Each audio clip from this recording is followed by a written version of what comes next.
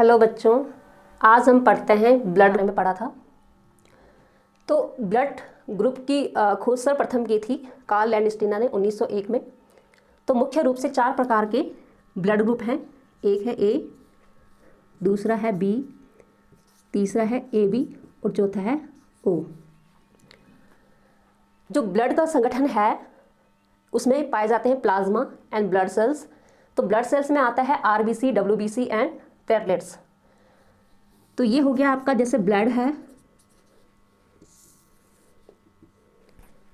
ये हो गया आपका प्लाज्मा, और ये हो गया आपका, यहाँ पे हम केवल आरबीसी लेंगे। तो हमारे शरीर में 2 प्रकार के प्रोटीन पाई जाती है, एंटीजन एंड एंटीबॉडी। ठीक है, तो एंटीजन को हम कैपिटल ए और कैपिटल बी के द्वारा डिनोट करते हैं, और एंटीबॉडी को हम किससे डिनोट करते हैं? Small a and small b. तो जो एंटीबॉडीज होती है वो हमेशा क्या है, प्लाज्मा में प्रेजेंट होती है। एंटीबॉडी ये क्या करती है, हमारे शरीर में रोगों से रक्षा करती है। ठीक है, और एक्टिवेट कौन करता है? जो आरबीसी में प्रेजेंट क्या होती है, एंटीजन होती है। जो आरबीसी होती है, रेड ब्लड सेल्स होती है, उनकी संरचना गोल होती है, और उनकी जो संरचना यानी उनकी जो झिल्ली होती है उसमें क्या है, एंटीजन प्रेजेंट होते हैं। तो जो एंटीबॉडीज हैं इनकी जो संरचना होती है इस प्रकार की होती है, इस प्रकार की इनकी संरचना होती है। एंटीजन के द्वारा ही ये एंटीबॉडीज क्या होती है, एक्टिव होती है। इस प्रकार की संरचना होती है। इन संरचना में हम केवल क्या है, एक ही संरचना लेंगे। तो अलग अलग व्यक्तियों में क्या है, अलग अलग ब्लड ग्रुप पाया जाता है, और ये जो ब्लड ग्रुप होते हैं हमें अपने माता पिता से क्या है, एक विरासत के रूप में यानी वंशागत प्राप्त होते हैं। तो हम अलग अलग ब्लड ग्रुप की बात करते हैं कि किस तरह से ब्लड ग्रुप की संरचनाएं हैं। जैसे ए ब्लड ग्रुप है तो ए ब्लड की संरचना कैसी है, बी की कैसी है, ए बी की कैसी है। ये जो ब्लड ग्रुप है ये डिसाइड होता है एंटीजन, जो आरबीसी में प्रेजेंट एंटीजन होते हैं उनकी उपस्थिति के आधार पर ही ये ब्लड ग्रुप क्या होते हैं, निर्धारित होते हैं। ए है, ये ए हो गया, ये ग्रुप बी हो गया। क्योंकि जब ब्लड ट्रांसफ्यूजन की बात आती है तो हमें अपना ब्लड ग्रुप पता होना चाहिए।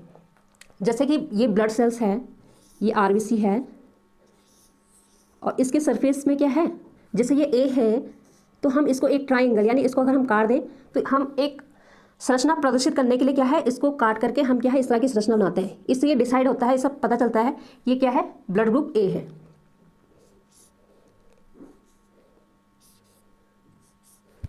और इसमें जो एंटीबॉडीज होती है वो इस प्रकार की होती है।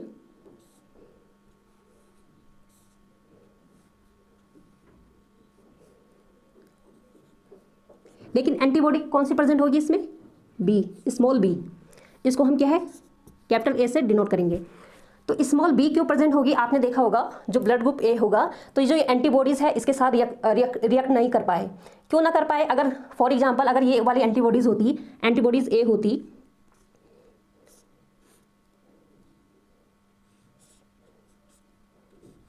तो इसकी जो संरचना है वो इसके साथ क्या हो जाती है, फिट हो जाती है, यानी रिएक्ट कर जाती है, जिसके कारण एक क्या है, पुंज का निर्माण होता है जिसको बोलते हैं एग्लूटिनेशन। जिसके कारण जो ब्लड सेल्स होती है वो क्या जाती है, एक गुच्छे के रूप में संरचना बना देती है, और जिससे वो क्या है, हमारी जो धमनी और शिराएं होती है उनमें क्या जाती है, हमारी ब्लड सेल्स क्या हो जाती है, फंस जाती है। तो इसलिए क्या है, इसमें ये क्या है, ए वाली एंटीबॉडीज इसमें क्या होती है, प्रेजेंट नहीं होती है। इसमें केवल क्या होगी, बी प्रेजेंट होगी। तो ये कौन सा ब्लड ग्रुप कहलाएगा, ब्लड ग्रुप ए। इसी तरह से हम बी की बात करते हैं। फॉर एग्जांपल ये आरबीसी है, इसके ऊपर क्या है, इस तरह की संरचना है। जैसे बी के ऊपर ये वाला कर्व होता है, इसी तरह इसके ऊपर ये संरचनाएं पाई जाती है। तो ये ब्लड ग्रुप कौन सा हो गया, बी। और इसमें जो एंटीबॉडीज प्रेजेंट होगी वो कैसी होगी, ए।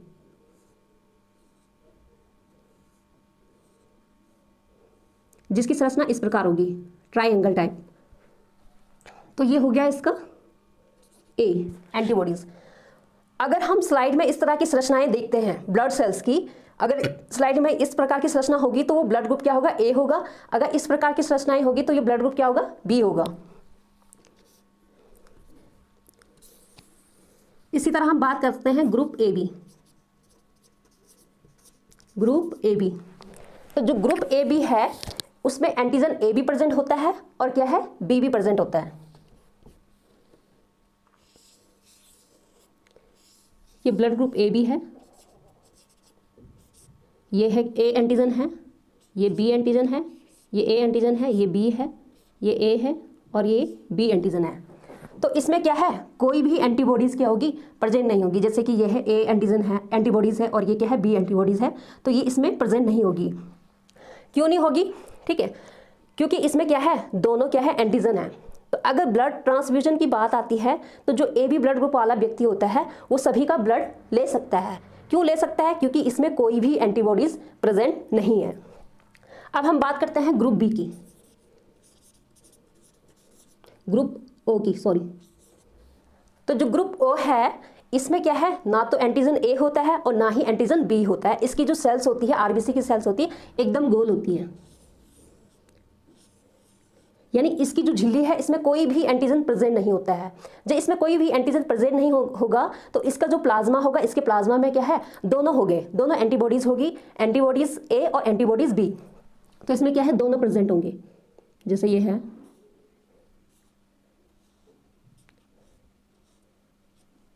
ये एंटीबॉडीज़ ए हो गया और ये हो गया आपका एंटीबॉडीज़ बी, ये ए हो गया और ये बी हो गया।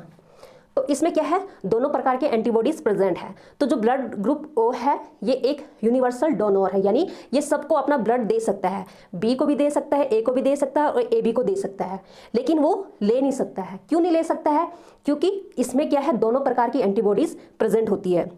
फॉर एग्जाम्पल, जैसे कि अगर ब्लड ग्रुप ओ वाले व्यक्ति को हम ए का ब्लड चढ़ा दें, डोनर यानी जो ए है वो दाता है, इसको हम अपना ए वाला जो ब्लड है ये इसको दे देगा, तो इसका जो ये जो ब्लड सेल्स है और इसकी जो एंटीबॉडीज़ है वो क्या है, इसके साथ क्या कर देती है, रिएक्ट कर देती है, जिससे कि उसमें क्या होता है, उसके ब्लड सेल्स जो होती है वो आपस में क्या होती है, चिपकने लगती है। जब ब्लड सेल्स आपस में चिपकेगी तो वो आगे क्या है, फ्लो नहीं कर पाएगी और इससे क्या होता है, व्यक्ति की मृत्यु भी हो सकती है। तो इस तरह से हम क्या है, ब्लड की पहचान कर सकते हैं कि किस व्यक्ति का ब्लड ग्रुप क्या है, ए है, बी है या ए बी है या ओ है। और इसी से क्या है, हमें ये मदद भी मिलती है, यानी ब्लड ट्रांसफ्यूजन में भी क्या होती है, मदद मिलती है। अब हम बात करते हैं आरएस फैक्टर की।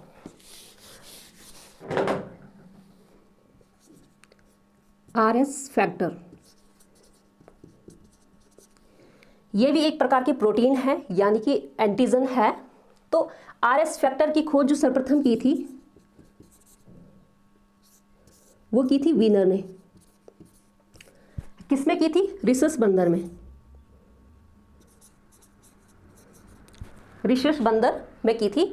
तो वीनर ने देखा कि वीनर ने बहुत सारे बंदर में एक्सपेरिमेंट किए कि किसी का ब्लड ग्रुप ए था, किसी का बी था, किसी का ए बी था, तो किसी का ओ था।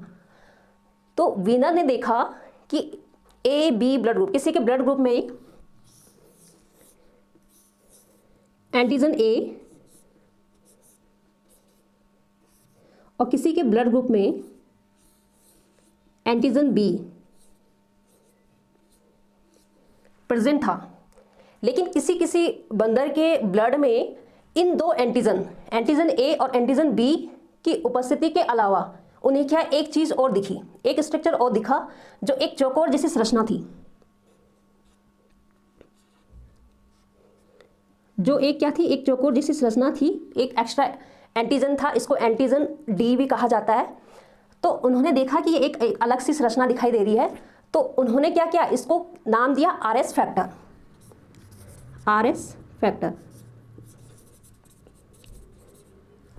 बायोलॉजी में अगर देखा जाए, अगर किसी चीज की प्रेजेंट या एब्सेंट हो, अगर प्रेजेंट होगा तो उसको पॉजिटिव माना जाता है, आरएस पॉजिटिव। अगर कोई चीज एब्सेंट हो तो इसको क्या माना जाता है, आरएच नेगेटिव। तो किसी बंदर में ये आरएस फैक्टर था, किसी में नहीं था, जिसमें नहीं था वो आरएस नेगेटिव था, और किसी में था तो वो क्या था, आरएस पॉजिटिव था। तो इसी तरह मनुष्य में भी, मनुष्य के ब्लड में भी ये संरचनाएं देखी गई, तो इनको भी क्या कहा गया, आरएस फैक्टर कहा गया।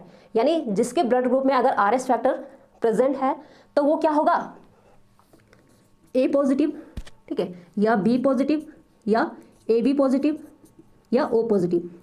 और जिनके ब्लड में ये आरएस फैक्टर एब्सेंट था तो उनको क्या कहा गया, ए नेगेटिव, बी नेगेटिव, और ए बी नेगेटिव, और ओ नेगेटिव। इस तरह से पूरे क्या है 8 प्रकार के ब्लड ग्रुप का क्या चला, पता चला। किसके कारण, ये आरएस फैक्टर के कारण, ठीक है।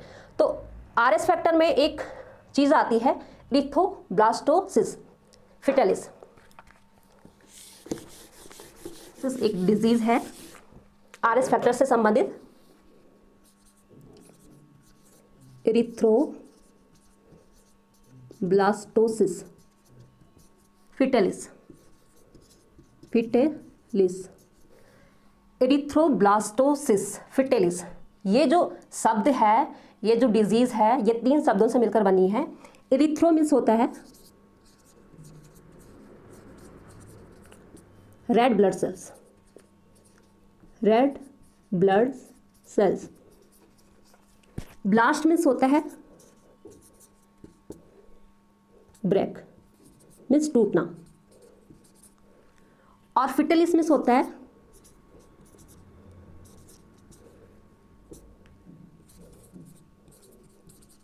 फिटल, यानी बच्चा जो न्यू बॉर्न बेबी होता है, जो बच्चा एम्ब्रियो होता है, जब बच्चा माँ के पेट में होता है, तो फिटलिस यानी इरिथ्रोब्लास्ट में होता है रेड ब्लड सेल्स, ब्लास्ट में होता है ब्रेक, एंड फिटलिस फिटल। जब बच्चे की जो आरबीसी होती है, ब्लड में जो आरबीसी होती है वो क्या हो जाती है, फट जाती है।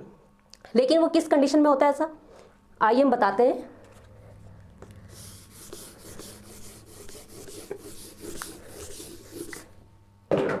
जैसे कि अगर मेल क्या है, आरएस पॉजिटिव है, मेल क्या है, आरएस पॉजिटिव है, और फीमेल आरएच नेगेटिव है, ठीक है। यानी जो फीमेल है उसके ब्लड में आरएस फैक्टर नहीं है, और जो मेल है वो क्या है, आरएस पॉजिटिव है। ब्लड ग्रुप कोई भी हो सकता है, ए हो सकता है, बी हो सकता है, ए बी हो सकता है, ओ हो सकता है, ठीक है। इनकी जो संतान पैदा होगी, वो 2 कंडीशन में हो सकती है। कैसे, अगर एक हो सकता है आरएच पॉजिटिव बच्चा, एक हो सकता है आरएच नेगेटिव। अगर बच्चा आरएच नेगेटिव है, अगर बच्चा क्या है, आरएच नेगेटिव है, तो क्या है, बच्चे के लिए भी और माँ के लिए भी क्या है, कोई कॉम्प्लिकेशन नहीं होंगे, ठीक है।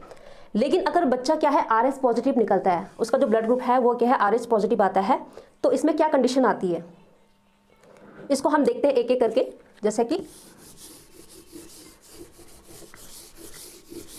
इरिथ्रोब्लास्टोसिस फिटालिस में जब फर्स्ट प्रेगनेंसी होती है, यानी ये मैटरनल सर्कुलेशन है, ये माँ का ब्लड सर्कुलेशन है और ये बच्चे का ब्लड सर्कुलेशन है, तो माँ का जो आरएस जो ब्लड ग्रुप है वो आरएच नेगेटिव है, तो यानी इसमें कोई सी भी एंटीजेंस नहीं है, और बच्चे का जो ब्लड ग्रुप है वो क्या है, पॉजिटिव है फर्स्ट प्रेगनेंसी में।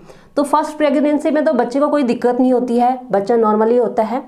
लेकिन जब सेकेंड बार बच्चा क्या होता है, जब सेकेंड बार लेडीज़ अगर प्रेग्नेंट होती है सेकेंड प्रेगनेंसी में, तो माँ तो आरएस नेगेटिव है, लेकिन जो फर्स्ट बच्चा हुआ था वो क्या था, आरएस पॉजिटिव था।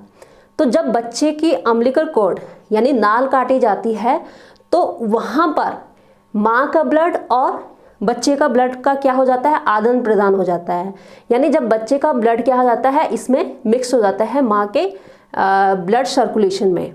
तो क्या होता है, इस ब्लड के अगेंस्ट यहाँ पे क्या हो जाती है, एंटीबॉडीज़ क्या हो जाती है, बन जाती है। बहुत सारी एंटीबॉडीज़ क्या हो जाती है, बन जाती है। जैसे ये है, इस प्रकार की एंटीबॉडीज़ इसमें बन जाती है। तो क्या होता है, सेकेंड प्रेगनेंसी में माँ के शरीर में तो पहले से ही क्या है, एंटीबॉडीज़ बनी है, लेकिन जो सेकेंड बेबी होता है उसका जो ब्लड है, उसके ब्लड से जब माँ का ब्लड क्या हो जाता है, मिल जाता है, तो माँ का ब्लड उस बच्चे का जो ब्लड सर्कुलेशन है, फीटस सर्कुलेशन है, उसको एक फॉरिजन पार्टिकल समझ करके क्या करता है, उसको किल करने की कोशिश करता है। तो यानी वहाँ पे बहुत सारे उसके अगेंस्ट बहुत सारे एंटीबॉडीज उत्पन्न हो जाते हैं, जिससे कि जो बच्चे की आरबीसीज होती है वो क्या होती है, आपस में चिपकने लगती है और ब्लड सेल्स क्या होती है, जो आरबीसीज हो जाती है वो फट जाती है। ठीक है, तो यानी इसको क्या कहते हैं, हीमोलाइटिक भी कहा जाता है। बच्चे के जो ब्लड सेल्स पूरी तरह से क्या हो जाती है, डिस्ट्रॉय हो जाती है, जिससे कि बच्चे की मृत्यु हो जाती है। तो सेकंड प्रेगनेंसी में क्या होता है, इसमें दिक्कत हो जाती है, यानी कॉम्प्लिकेशन आ जाते हैं। लेकिन आज की डेट में इसके लिए भी इंजेक्शन बने हैं। जैसे अगर कोई लेडी अगर RS नेगेटिव है तो एक प्रेग्नेंट माँ को क्या है, 7वें महीने में एक इंजेक्शन लगता है, एंटी डी का इंजेक्शन लगता है, और एक क्या है, तुरंत डिलीवरी के बाद क्या है, एंटी डी का इंजेक्शन दिया जाता है। ठीक है, आज के लिए इतना ही।